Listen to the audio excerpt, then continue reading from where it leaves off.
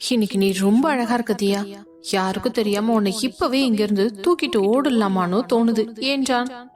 ஐயோ, எல்லாரும் பாத்துட்டு இருக்காங்க விக்ரம், கொஞ்சம் தள்ளி நில்லுங்க என்று தியா செல்லமாக கோபித்தாள்.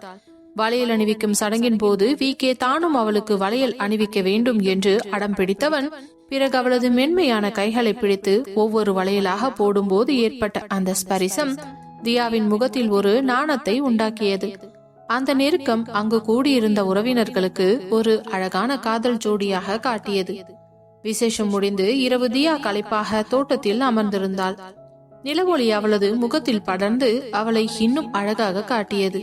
விக்ரம் ஒரு பிளேட்டில் பழங்களை நறுக்கி கொண்டு வந்தவன், சாப்பிடுதியா, பாப்பாவுக்கு பசிக்கும்ல என்று அவளுக்கு ஊட்டிவிட்டான்.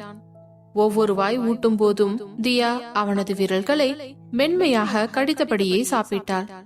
அவளை புன்னகையுடன் பார்த்த விக்ரம் அவளை மடியில் சாய்த்து கொண்டவன், தியா, எனக்கு ஒரு சின்ன பயம் இருக்கு. நாம இவ்ளோ சந்தோஷமா இருக்கிறதுனால யாரோட கண்ணாவது பட்டுடுமோன்னு. தியா பட்டென்று அவனது வாயை மூடினாள். அப்படி பேசாதீங்க விக்ரம், நாம பட்ட கஷ்டத்துக்கு கடவுள் கொடுத்த பரிசு இது, இதை யாராலையும் பிரிக்க முடியாது என்று அவர்கள் அந்த நிலவொளியில் நீண்ட நேரம் பேசிக் கொண்டிருந்தனர். விகே அவளது இடியை சுற்றி தன் கைகளை போட்டு அவளது தோளில் முகம் புதைத்து அவளது சுவாசத்தை ரசித்துக் கொண்டிருந்தான். அந்த தருணம் ஒரு ஓவியம் போல அழகாகவே இருந்தது. இவர்கள் காதலில் திளைத்திருக்க மறுபுறம் கிறிஷ் தனது கடைசி அஸ்திவாரத்தை ஏவினான். ஒரு மர்ம நபர் மூலமாக ஒரு கருப்பு கவரை விக்ரமின் வீட்டிற்கு அனுப்பி வைத்திருந்தான். விக்ரம் தோட்டத்தில் இருந்து உள்ளே வந்தபோது ரஞ்சித் அந்த கவரை அவனிடம் கொடுத்தவன், சார், இது உங்க பேருக்கு வந்திருக்கு, ஆனா அட்ரஸ் இல்ல. சரி கொடு என்றவன் அதை திறந்து பார்க்க உள்ளே ஒரு பழைய கருப்பு வெள்ளை புகைப்படம் இருந்தது. அதில் விக்ரமின் அம்மா ஒரு அந்நிய மனிதனுடன் கைகோர்த்து நிற்பது போலவே இருந்தது. ஒன்றும் புரியாமல் குழப்பத்துடன் அந்த போட்டோவையே பார்த்து கொண்டிருந்த விக்ரம் பின்பு அதன் பின்னால் எழுதப்பட்டிருந்த வரிகளை படித்தான். ஓ அப்பா கிருஷ்ணமூர்த்தி தற்கொலை செய்யல விக்ரம், ஓ அம்மாவோட ரகசியம் தெரிஞ்சுதான் அவர் உயிரையே விட்டாரு. உனக்கு உண்மை தெரியணும்னா நாளைக்கு நைட்டு இதுல சொல்லி இருக்கிற இடத்துக்கு நீ வா என்று எழுதி இருந்தன. அதை படித்த விக்ரமின் கைகள் நடுங்கியது. அவன் மெதுவாக தியாவை நிமிர்ந்து பார்த்தான். அவளுக்கு தெரிந்தால் அவள் தாங்க மாட்டாள் என்று நினைத்தவன் அந்த புகைப்படத்தை மறைத்துக் கொண்டான். தியா விக்ரமின் முகமாற்றத்தை கவனித்தவள், விக்ரம், என்னாச்சு, என்ன லெட்டர் அது என்று கேட்க, ஒண்ணுமில்ல தியா, அது பிசினஸ் விஷயம், நீ போய் தூங்கு, நான் இப்போ வந்துடுறேன் என்று ஏதோ சொல்லி சமாளிக்க பார்க்க, ஆனால் தியா நம்பவில்லை. இருந்தாலும் அவன் சொன்ன வார்த்தைக்காக அங்கிருந்து உள்ளே சென்று விட்டாள். அன்றிரவு விக்ரம் தூக்கம் வராமல் படுக்கையில் புரண்டு கொண்டிருந்தான். அதை பார்த்த தியா மெதுவாக அவன் அருகே சென்று அவனை பின்னால் இருந்து அணைத்துக் கொண்டவள், விக்ரம், என்கிட்ட இருந்து எதையோ மறைக்கிறீங்கன்னு எனக்கு நல்லாவே தெரியுது. அது என்னன்னு எனக்கு இப்பவே தெரியணும். நமக்கு இடையில ஒளிவு மறைவு எதுவும் இருக்கக்கூடாதுன்னு நீங்க தானே சொன்னீங்க என்றதும் விக்ரம் அவளை திரும்பி பார்த்து அவளது கண்களில் இருந்த நேர்மையை கண்டு உடைந்து போனான். தியா, இது என் அம்மாவை பத்தின விஷயம், எனக்கு என்ன பண்றதுன்னே தெரியலடி என்று கலங்க தியா அவனது கையை பிடித்து கொண்டு, எதுவா இருந்தாலும் நாம ஒன்னா சேர்ந்து சமாளிப்போம், இப்போதைக்கு அமைதியா தூங்குங்க என்று அவனது நெற்றியில் முத்தமிட்டு அவனை உறங்க வைத்தாள். ஆனால் இருவரது மனதிலும் ஒரு இனம் புரியாத பயம் குடியேறியது. மறுநாள் இரவு விக்ரம் அந்த கடிதத்தில் இருந்த இடத்திற்கு செல்வதற்காக தயாரானான். தியாவோ நானும் வருவேன் என்று பிடிவாதம் பிடித்தாள். வேறு வழியின்றி அவளையும் அழைத்து செல்ல அவர்கள் ஒரு பழைய பாழடைந்த பங்களாவிற்குள் சென்றனர். அங்கே கிரிஷ் ஒரு நாற்காலியில் அமர்ந்து சிரித்துக் கொண்டிருந்தவன் விக்ரமை பார்த்ததும், வாடாண்ணா, ஓ பொண்டாட்டியும் கூடவே கூட்டிட்டு வந்துட்டியா, அதுவும் நல்லதுதான். இப்போ பாரு ஓ அம்மாவோட நிஜமான முகம் என்னன்னு என்று அவன் ஒரு வீடியோவை ஓடவிட்டான். அதில் ராஜேஸ்வரி ஒரு நபரிடம் பேசிக் கொண்டிருந்தார். இங்க பாருங்க, அந்த கிருஷ்ணமூர்த்தியோட கதைய முடிச்சிடுங்க, அவரோட சொத்துக்கள் எல்லாமே எனக்கு வேணும் என்று சொல்லிக் கொண்டிருக்க விக்ரமின் உலகம் அப்படியே தலைகீழாக மாறியது. அவன் தன் அம்மாவை தெய்வமாக நினைத்திருந்தான். ஆனால் அவரை தன் தந்தையை கொல்ல சொன்னாரா என்று குழம்பியவன், இல்ல, இது பொய் என்று கத்தினான். சரியாக அந்த நேரம் துப்பாக்கி சுடும் சத்தம் கேட்டது. தியா அலறியவள் அந்த தோட்டா விக்ரமை நோக்கி பாய்ந்து வருவதை பார்த்து அவனுக்கு குறுக்கே ஓடி போய் நின்றாள். துப்பாக்கி சத்தம் அந்த பாழடைந்த பங்களாவின் சுவர்களில் மோதி எதிரொலித்தது. தோட்டா பாய்ந்து வந்த அந்த ஒரு நொடியில் விக்ரமின் கண்கள் தியாவைத்தான் பார்த்தன. அவன் அவளை தள்ள முயலும் முன்பே தியா அவனது மார்புக்கு குறுக்கே வந்து நின்று விட்டாள். தியா என்ற விக்ரமின் அலறல் சத்தம் வானத்தையே பிளந்தது. தோட்டா அவளது தோள்பட்டையை உரசிக்கொண்டு செல்ல தியா ரத்த வெள்ளத்தில் விக்ரமின் கைகளிலேயே சரிந்து விழுந்தாள். கிரிஷ் இதை கண்டு திகைத்து நின்றான். அவன் குறிவைத்தது விக்ரமை. ஆனால் தியா விழுந்ததை கண்டு அவனுக்கே ஒரு நிமிடம் இதயம் நின்று போனது போல ஆனது. விக்ரம் தியாவை மடியில் கிடத்தி அவளது காயத்தை தன் கைகளால் நன்றாக அழுத்தி பிடித்தான். அவனது கைகள் ரத்தத்தில் நனைந்திருந்தன. தியா, கண்ண தொரடி, உனக்கு ஒண்ணு ஆகாது, பாப்பாவுக்கும் ஒண்ணு ஆகாது என்ற விக்ரமின் கண்களிலிருந்து கண்ணீர் தாரை தாரையாக கொட்டியது. தியா மெதுவாக கண் விழித்தாள். அவளது முகம் வெளிரி போய் இருந்தது. விக்ரம், உங்களுக்கு உங்களுக்கு ஒண்ணும் இல்லையே, நம்ம பாப்பா என்று அவள் பேசுவதற்கு மிகவும் சிரமப்பட்டாள். நமக்கு ஒண்ணும் இல்ல தியா, பிளீஸ் நீ பேசாத என்ற விக்ரம் அவளை தூக்கி கொண்டு காரை நோக்கி ஓடினான். போகும் வழியில் கிரிஷை ஒரு பார்வை பார்த்தான். அந்த பார்வையில் இருந்த கொலைவெறி கிரிஷை அப்படியே உறைய வைத்தது. மருத்துவமனையின் ஐசியு வாசலில் விக்ரம் ஒரு பைத்தியக்காரனைப் போலவே அமர்ந்திருந்தான். அவனது வெள்ளை சட்டை முழுவதும் தியாவின் ரத்தத்தால் நனைந்திருந்தது. ராஜேஸ்வரி அங்கு வேகமாக ஓடி வந்தவர், விக்ரம், தியாவுக்கு என்னாச்சுப்பா, நம்ம குடும்ப வாரிசுக்கு என்னாச்சு என்று கேட்க விக்ரம் ஆவேசமாக எழுந்து தன் அம்மாவின் தோள்களை பிடித்து உலுக்கினான். உங்களுக்கு உங்க வாரிசுதான் முக்கியமா? அங்க என் பொண்டாட்டி எனக்காக தோட்டாவை தாங்கிட்டு உயிருக்கு போராடிக்கிட்டு இருக்கா. அத பத்தி உங்களுக்கு எந்த கவலையும் இல்லல்ல? நீங்க தான் நிஜமாவே அப்பாவை கொன்ன சொல்றீங்களா? அந்த வீடியோ உண்மையா என்று கோபமாக கேட்க ராஜேஸ்வரி அப்படியே தரையில் அமர்ந்து அழுதார். இல்ல விக்ரம், அது தப்பான வீடியோ. கிரிஷ் அத எடிட் பண்ணிருக்கான். உங்க அப்பாவை நான் உயிரை விட அதிகமா நேசிச்சேன். அந்த நிஷாவும் கிரிஷும் சேர்ந்து என்ன மாட்டி விட பாக்குறாங்க என்று கதறி அழ விக்ரமிற்கு எது உண்மை எது பொய் என்று புரியவில்லை. அவன் அந்த அறையின் கதவை தட்டி தியா தியா என்று கத்திக்கொண்டே இருந்தான். சில மணி நேர போராட்டத்திற்கு பிறகு டாக்டர் வெளியே வந்தவர், விக்ரம், தியா மேடம் பிழைச்சிட்டாங்க.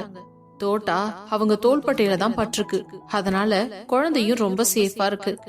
தியா மேடமோட மன உறுதி தான் அவங்களை இன்னைக்கு காப்பாத்தி இருக்கு என்று கூற விக்ரம் அப்பொழுதுதான் நிம்மதி பெருமூச்சு விட்டான். பிறகு தியா வார்டுக்கு மாற்றப்பட்டாள். நள்ளிரவு நேரத்தில் அறைக்குள் மங்கலான வெளிச்சத்தில் தியா கண்விழிக்க அருகே விக்ரம் அவளது கையை தன் முகத்தோடு சேர்த்து வைத்துக் கொண்டு அமர்ந்திருந்தான்.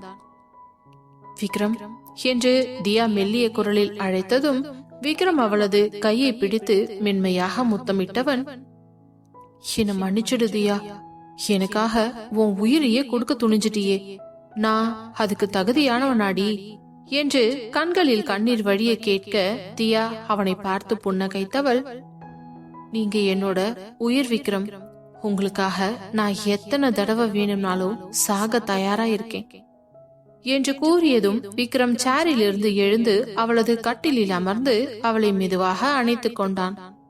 காயம்பட்ட அவளது தோள்பட்டையில் படாமல் அவளது நெற்றியில் இதழ் பதித்தவன், இனி ஒரு நிமிஷம் கூட உன்னை விட்டு விலக மாட்டேன் தியா. இந்த உலகமே எதிர்த்தாலும் நீயும் நம்ம பாப்பாவும் தான் என்னோட முதல் சொத்து என்றதும் தியா அவனது மார்பில் சாய்ந்து கொண்டாள். அந்த மருத்துவமனை அறையில் இரத்த வாடைக்கு நடுவே அவர்களின் காதல் இன்னும் ஆழமாக வேர்விட்டது. விக்ரம் அவளது கன்னங்களை வருடியபடி, உன் முகத்தை பார்க்கும் போதுதான் எனக்குள்ள இருந்த மிருகம் சேர்த்து நான் ஒரு மனுஷனாவே பிறக்கிறேன் தியா. நீ இல்லனா இந்த விக்ரமும் இல்லடி என்று சொல்லியவன் அவளது இதழ்களில் மென்மையாக ஒரு முத்தத்தினை பதித்து கொண்டான். மறுநாள் காலை விக்ரமின் முகம் பாறை போல இறுகியிருந்தது. அவன் ரஞ்சித்தை அழைத்து, கிரிஷ் எங்க இருக்கான்னு கண்டுபிடிச்சிட்டீங்களா என்று கேட்க, சார், அவன் இந்த நாட்டை விட்டு தப்பிக்க பாக்குறான் என்று கூறியதுதான் தாமதம். உடனே விக்ரம் கோபமாக தனது காரை எடுக்க செல்ல தியா தடுத்தும் அவன் கேட்கவில்லை. கிரிஷின் காரை ஒரு பாலத்தின் மேலேயே வழிமறித்தான் விக்ரம். கிரிஷோ பயத்தில் காரை விட்டு இறங்கி ஓட விக்ரம் அவனை துரத்தி சென்று பிடித்து ஓங்கி ஒரு குத்து விட்டவன், சொந்த அண்ணியவே கொல்ல பாக்குறியா நீ? என் குடும்பத்தை அழிக்க பாக்குறியாடா என்ற விக்ரம் அவனை சரமாரியாக தாக்கினான். விக்ரமின் அடியை தாங்க முடியாத கிறிஷின் வாயிலிருந்து ரத்தம் கொட்டியது. என்ன விட்டுடண்ணா, நான் தப்பு பண்ணிட்டேன், பிளீஸ் என்று கெஞ்ச, நீ தப்பு பண்ணல கிரிஷ், பாவம் பண்ணியிருக்க. உன்னை நான் கொல்ல மாட்டேன். ஆனா நீ சாகுற வரைக்கும் ஜெயிலேயே அழுகணும். அந்த வீடியோட ஒரிஜினல் என்கிட்ட கிடைச்சிடுச்சு. நீயும் நிலாவும் சேர்ந்து பண்ணின எல்லா தப்புமே இனிமே ஒன்னொன்னா வெளியில வரும் என்று அவனை போலீசில் ஒப்படைத்தான். ஹாஸ்பிட்டலில் இருந்து வீட்டிற்கு திரும்பிய தியாவிற்கு ஒரு போன் கால் வந்தது. அது ஒரு முதியோர் இல்லத்திலிருந்து வந்திருக்க, மேடம், இங்க ஒருத்தர் சிவலிங்கம்னு சொல்லி உங்களை பாக்கணும்னு அழுவுறாரு. அவர் உங்க அப்பாவா என்று கேட்க தியா திடுக்கிட்டாள். எங்க அப்பா தான் ஜெயில இருக்காரே. இல்ல மேடம், இங்க இருக்கிறவரு ரொம்ப நாளா இங்கதான் இருக்காரு. அவருக்கு நினைவு தப்பு போயிருக்கு என்று கூற தியாவிற்கோ ஒன்றுமே புரியவில்லை. அப்போ ஜெயில இருக்கிறது என் அப்பா இல்லையா? அப்போ ஜெயில இருக்கிறது யாரு என்று குழம்பி தவித்தவள் விக்ரமுக்கு தெரியாமல் தியா அந்த முதியோர் இல்லத்திற்கு செல்ல முடிவெடுத்தாள். அன்றிரவு விக்ரமும் தியாவும் பால்கனியில் நிலாவை பார்த்து கொண்டே நின்றிருந்தனர். விக்ரம் பின்னால் இருந்து தியாவை அணைத்தபடி அவளது வயிற்றின் மேல் கைகளை வைத்தான். பாப்பா இப்போ ஒதுக்குது தியா, உனக்கு தெரியுதா என்று அவன் உற்சாகமாக கேட்டான். தியா அவனை பார்த்து சிரித்தவள், ஆமா விக்ரம், அவங்க அப்பா கோவக்காரரா இருப்பார்னு தெரிஞ்சு இப்போவே பாப்பாவும் சண்டை போடுறாங்க போல என்றதும் விக்ரம் அவளது காதோரம் குனிந்து, நான் இனிமே கோவப்பட மாட்டேன் தியா, உன்னோட இந்த அன்பே என்ன மாத்திடுச்சு என்று அவளது தோளில் அழுத்தமான ஒரு முத்தம் கொடுத்தான். ஆனால் தியாவின் மனதில் அந்த போன் கால் மட்டுமே ஓடிக்கொண்டிருந்தது. ஒருவேளை தன் அப்பா உயிரோடு இருந்தால் விக்ரம் அவரை ஏற்றுக்கொள்வானா, இல்லை பழிவாங்கல் மீண்டும் ஆரம்பிக்குமா என்று யோசித்தபடியே அன்றை உறங்கி போனாள். அதிகாலை 4 மணி. மாளிகை இன்னும் உறக்கத்தில் ஆழ்ந்திருந்தது. தியாவிற்கு இரவு முழுவதும் தூக்கமே வரவில்லை. முதியோர் இல்லத்திலிருந்து வந்த அந்த அழைப்பு அவளது மூளையை குடைந்து கொண்டிருந்தது. அவள் மெதுவாக படுக்கையை விட்டு எழுந்தாள்.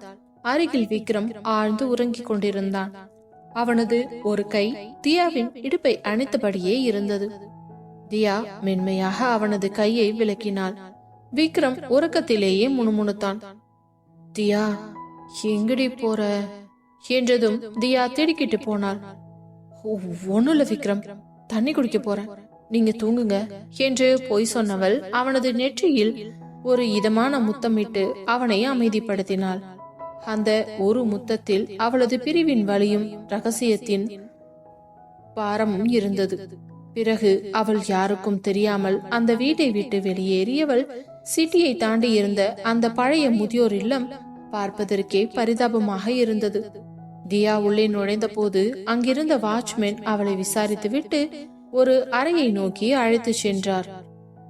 அறையின் ஓரத்தில் ஒரு முதியவரோ சாளரம் வழியாக வானத்தை பார்த்தபடியே அமர்ந்திருந்தார்.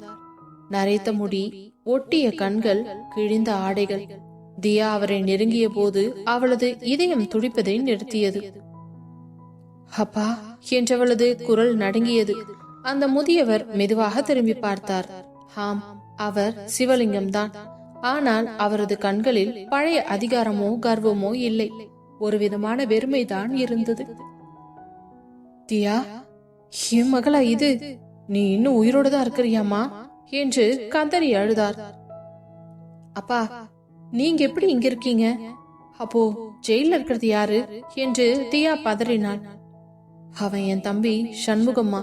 சொத்துக்காக என்னை இங்க அடைச்சிட்டு என் முகமுடிய போட்டுக்கிட்டு எல்லாத்தையும் அழிச்சிட்டான். விக்ரமோட அப்பாவை கொன்னது கூட அவன்தான் தியா. நான் எந்த தப்புமே பண்ணலமா என்று அழுவ தியாவின் உலகமே சுழன்றது. அப்போ இத்தனை நாள் விக்ரம் பழி வாங்கியது ஒரு அப்பாவையான மனுஷன் அல்ல, ஒரு போலியான பிம்பத்தையா? காலை 7 மணி. விக்ரம் கண் விழித்த போது அருகில் தியாவை காணவில்லை. அவன் மாளிகை முழுவதும் தேடினான். ரஞ்சித்தை அழைத்து கத்தியவன், தியா எங்க? அவ பிரெக்னண்டா இருக்கா, அவளுக்கு ஏதாவது ஆச்சுன்னா இந்த உலகத்தையே நான் எரிச்சிருவேன் என்று ருத்ரனாக மாறி கத்தி கொண்டிருக்க சரியாக அந்த நேரம்தான் தியா வீட்டிற்குள் நுழைந்தாள். அவளது முகம் வெளிரி போய் கண்கள் கலங்கி இருந்தன.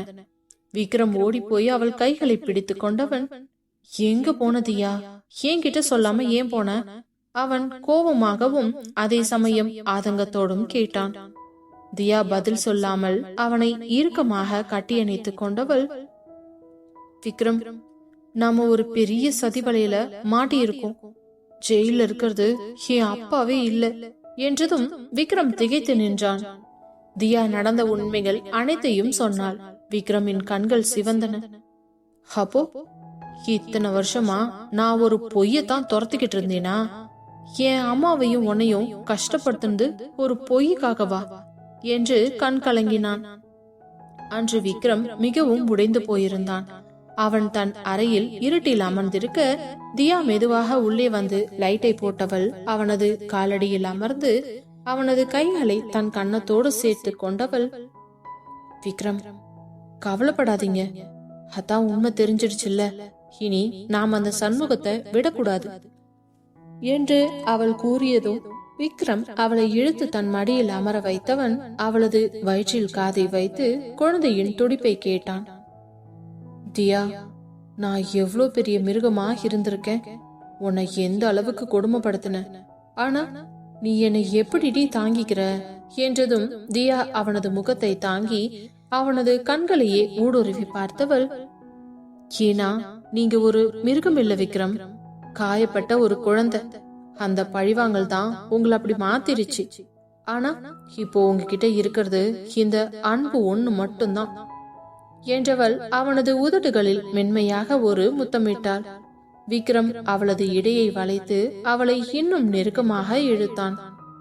அந்த மங்கலான வெளிச்சத்தில் இருவரது காதலும் ஒரு புனிதமான யாகம் போல எரிந்தது.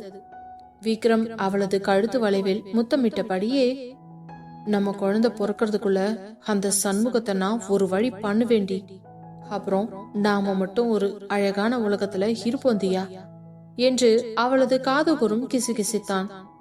தியா அவனது ஸ்பரிசத்தில் மெய்மறந்து அவனது சட்டையின் பட்டன்களை மெதுவாக வருடினாள். அந்த அறையில் நிலவிய அந்த நெருக்கம் வரப்போகும் போருக்கான ஒரு இலைப்பாறுதலாக அமைந்தது. விக்ரம் மற்றும் ரஞ்சித் நேரடியாக சிறைச்சாலைக்கு சென்றனர். அங்கே சிவலிங்கம் என்ற பெயரில் இருந்த சண்முகத்தை சந்தித்தனர். சண்முகம் இன்னமும் சிவலிங்கம் போலவே நடித்துக் கொண்டிருந்தான். என்ன மருமகனே, எதுக்கு இப்போ வந்திருக்க என்றதும் விக்ரம் ஒரு பயங்கரமான சிரிப்பு சிரித்தவன், மருமகனா? சண்முகம், உன் அண்ணன் சிவலிங்கம் இப்போ ஏன் பாதுகாப்புல இருக்காரு, நீ யாருங்கிறது எனக்கு தெரிஞ்சிடுச்சு என்றதும் சண்முகத்தின் முகம் ஒரு நிமிடம் மாறியது. ஆனால் சட்டென சமாளித்தவன், என்ன உளற விக்ரம் என்று திமிராக கேட்க அவனது சட்டையை பிடித்து கம்பியின் வழியை இழுத்தவன், என் அப்பாவை கொன்னது நீதான், கிருஷையும் எனக்கு எதிரா தூண்டிவிட்டது நீதான், நிஷாவை கூட்டிட்டு வந்ததும் நீதான், எல்லா ஆதாரமும் என்கிட்ட இருக்கு, இப்போ சொல்லு, உனக்கு பின்னாடி யாரெல்லாம் இருக்காங்க என்றவனை பார்த்த சண்முகம் ஏளனமாக சிரித்தான். நான் மட்டும் இல்ல விக்ரம், உன் அம்மாவோட தம்பி, அதாவது உன் தாய் மாமா, இதுக்கெல்லாம் மாஸ்டர் பிளானே அவன்தான். அவருக்கு உன் அப்பாவோட சொத்து மேல ஒரு கண்ணு என்று கூற விக்ரமுக்கு தலை சுற்றியது. குடும்பமே அவனுக்கு எதிராக சைது செய்திருக்கிறதா என்று. அன்று அலுவலகத்திலிருந்து விக்ரம் வீட்டிற்கு திரும்பும் பொழுது வீட்டின் வாசலில் ஆம்புலன்ஸ் நிற்பவனை கண்டவனுக்கு இதயமே நின்றது. தியா, தியா என்று அவன் அலறிக்கொண்டே உள்ளே ஓடி வந்தான். ஹாலில் தியா தரையில் மயங்கி கிடந்தாள். அவளது புடவையில் நிறைய இரத்தக்கரைகள் இருந்தன. ராஜேஸ்வரியோ அங்கு அமர்ந்து அழுது கொண்டிருந்தார். விக்ரம், யாரோ முகமுடி போட்டவங்க திடீர்னு உள்ள புகுந்து தியாவை தாக்கிட்டாங்கப்பா என்று அழ விக்ரம் தியாவை தூக்கி கொண்டு மருத்துவமனைக்கு விரைந்தான். அறுவை சிகிச்சை அறையின் வெளியே அவன் ஒரு பைத்தியக்காரனை போலவே சுற்றினான். கடவுளே, என் தியாவை காப்பாத்து, என் குழந்தைய காப்பாத்து, இதுக்கு காரணமான யாரையும் நான் உயிரோடைய விடமாட்டேன் என்று புலம்பிக் கொண்டிருந்தான். அப்பொழுது டாக்டர் வெளியே வந்தார். அவரது முகம் மிகவும் கவலையாக இருந்தது. டாக்டர், என் தியாவுக்கு எப்படி இருக்கு? பயப்படுற மாதிரி எதுவும் இல்ல? எங்களோட குழந்தை நல்லா இருக்குதா என்று கேள்வி மேல் கேள்வி கேட்க, விக்ரம், தியா மேடம்க்கு அதிகமா ரத்தம் போயிருக்கு. குழந்தைய காப்பாத்துறது ரொம்ப கஷ்டம். ஒண்ணு அம்மா இல்ல குழந்தை, யார காப்பாத்தணும்னு நீங்க தான் சொல்லணும் என்றதும் விக்ரமின் உலகம் இருண்டது. அவன் எடுக்க போகும் முடிவு என்ன? மருத்துவமனையில் அந்த வெள்ளை சுவர்கள் விக்ரமின் ஆத்திரத்தையும் தவிப்பையும் மௌனமாக பார்த்து கொண்டிருந்தன. மனைவியா குழந்தையா என்ற டாக்டரின் கேள்வி விக்ரமின் இதயத்தில் ஈட்டியால் குத்துவது போலவே இருந்தது. விக்ரம் டாக்டரின் சட்டையை பிடித்து உலுக்கியவனின் கண்கள் சிலிர்ந்து கண்ணீர் தாரை தாரையாக கொட்டியது. இங்க பாருங்க, நீங்க என்ன பண்ணுவீங்களோ ஏது பண்ணுவீங்களோ தெரியாது, எனக்கு 2 பேருமே வேணும் டாக்டர். தியா இல்லனா இந்த விக்ரம் ஒரு பிணம், என் வாரிசு இல்லனா என் எதிர்காலமே சாம்பல் ஆயிடும். எவ்வளவு பணம் வேணாலும் கேளுங்க, ஆனா என் உயிரை என்கிட்டயே கொடுத்துடுங்க பிளீஸ் என்றதும் டாக்டரோ, எங்களால முடிஞ்சத நாங்க கண்டிப்பா ட்ரை பண்றோம் மிஸ்டர் விக்ரம் என்று தலையசைத்து விட்டு உள்ளே சென்று விட்டார். விக்ரம் ஐசியூ கதவின் கண்ணாடி வழியாக தியாவை பார்த்தான். இரத்த சோகையோடு ஆக்சிஜன் மாஸ்க் அணிந்து கொண்டு அவனது தேவதை மரணத்தோடு போராடி கொண்டிருந்தாள். விக்ரம் அங்கேயே மண்டியிட்டு அமர்ந்தவன், தியா பிளீஸ் என்னை விட்டுட்டு போகாதடி, நீ இல்லாம என்னால மூச்சு கூட விட முடியாது தியா என்று கதறினான். 3 மணி நேர போராட்டத்திற்கு பிறகு ஆபரேஷன் தியேட்டர் விளக்குகள் அணைந்தன. டாக்டரோ புன்னகையுடன் வெளியே வந்தவர், விக்ரம், இது ஒரு மெடிக்கல் மிராக்கல். தியா மேடம் பிழைச்சிட்டாங்க. அதே சமயம் குழந்தையும் ரொம்ப சேஃபா இருக்கு. ஆனா தியா மேடம்க்கு இப்போ முழு ஓய்வு தேவை என்றதும் விக்ரம் அப்படியே தரையில் விழுந்து கடவுளுக்கு நன்றி சொன்னான்.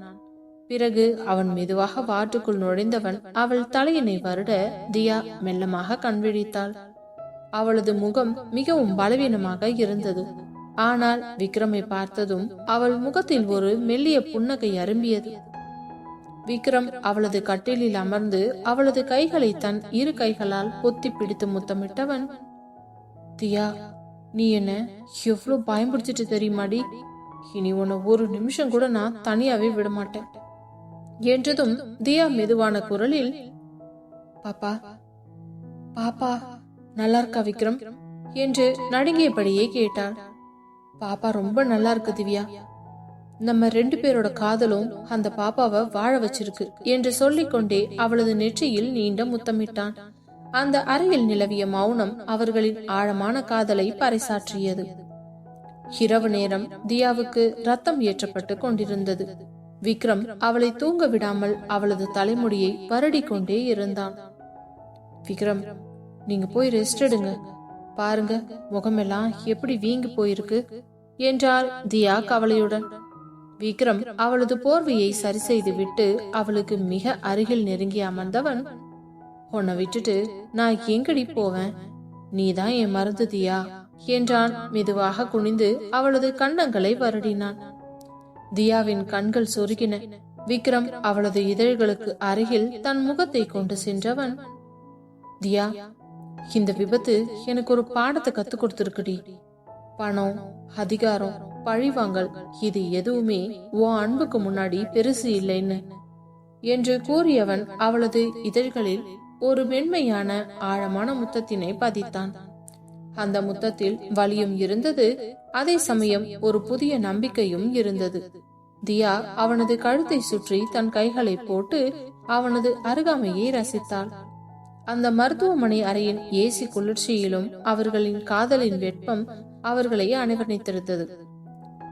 விக்ரம், நான் உங்களை எந்த அளவுக்கு காதலிக்கிறேன் தெரியுமா என்று அவள் அவனது மார்பில் சாய்ந்து கொண்டாள். அன்றிரவு ராஜேஸ்வரி விக்ரமை சந்திக்க ஹாஸ்பிட்டலுக்கு வந்தார். அவரது முகத்தில் ஒரு குற்ற உணர்வு தெரிந்தது. விக்ரம், நான் ஒரு உண்மையை சொல்லணும். தியாவை தாக்க சொன்னது அந்த சண்முகம் மட்டும் இல்ல, அதுக்கு பின்னாடி என் தம்பி தர்மலிங்கமும் இருக்கான். உன் அப்பாவோட உயிரை திருத்த முயற்சி பண்ணதும் அவன்தான். அவனுக்கு பயந்துதான் நான் இவ்வளவு நாளா மௌனமாவே இருந்தேன். என்ன மன்னிச்சிடு விக்ரம் என்று கூறியதும் விக்ரம் ஆவேசமாக எழுந்தவன், அம்மா, உன் தம்பிக்காக உன் மகனையும் மருமகளையும் சாக விட பாத்தியா? ஒழுங்கா அந்த தர்மலிங்கம் எங்க இருக்கான்னு இப்பவே சொல்லுங்க என்ற விக்ரம் தனது துப்பாக்கியை எடுத்தான். அவனது கண்களில் இப்பொழுது ஒரு வேட்டைக்காரனின் வெறி இருந்தது. அவன் தங்கியிருந்த இடம் தெரிய வர வெறி கொண்டு சிங்கமென புறப்பட்டான். நகரத்திற்கு வெளியே இருந்த ஒரு பண்ணை வீட்டில் தர்மலிங்கம் தனது ஆட்களுடன் தப்பிப்பதற்கு தயாராகி இருந்தான். விக்ரம் மிகவும் வெறித்தனமாக காரை ஓட்டி சென்றவன் தனது காரால் பண்ணை வீட்டின் கேட்டை உடைத்துக் கொண்டு உள்ளே புகுந்தான். விக்ரமோ ஒரு சிங்கத்தை போல சீறியவன். ஒவ்வொரு அடியும் தியாவிற்காக விழுந்தது. தர்மலிங்கத்தின் ஆட்கள் அனைவரும் இரத்த வெள்ளத்தில் சரிந்தனர். விக்ரம் நேராக தர்மலிங்கத்தின் அறைக்குள் நுழைந்தான். அவனை பார்த்தவருக்கு உடம்பெல்லாம் நடுங்க ஆரம்பித்தது. விக்ரம், தயவு செஞ்சு என்னை விற்று, எனக்கு எஞ்ச என விடணுமா? என் குடும்பத்தை அழிக்க பார்த்த உனக்கு மாரணம் கூட கம்மிதான் என்ற விக்ரம் அவனை தரதரவென்று இழுத்து வந்தான். விக்ரம், நான் உன் மாமன்டா, சொத்துக்காக தான் இப்படி பண்ணின, என்னை விட்டுடு என்று தர்மலிங்கம் கதறினான். ஆனால் விக்ரம் அவனை ஓங்கி மிதித்தவன், சொத்துக்காக ஒரு உயிரை கொள்ள துணிஞ்ச நீ என் மாமனா? போலீஸ் வராங்க, உன்னோட மீதி வாழ்க்கைய ஜெயில கழிக்கிறதுக்கு தயாராகு என்றவன் அவரை போலீசில் ஒப்படைத்து விட்டு அங்கிருந்து புறப்பட்டு சென்றான். வாரங்கள் கடந்தன. தியா நல்லபடியாக குணமடைந்து வீட்டிற்கு திரும்பினார். ராஜேஸ்வரி இப்பொழுது முழுமையாகவே மாறிவிட்டார். தியாவை தன் சொந்த மகளாகவே அக்கறையுடன் பார்த்து கொண்டார். விக்ரம் தியாவை பூ போல கவனித்துக் கொண்டான். அன்று ஒரு பௌர்ணமி இரவு விக்ரம் பால்கனியில் தியாவிற்காக ஒரு கேண்டில் லைட் டின்னருக்கு ஏற்பாடுகள் செய்திருந்தான். தியா ஒரு மெல்லிய வெள்ளை நிற உடையில் தேவதையை போல வந்தாள்.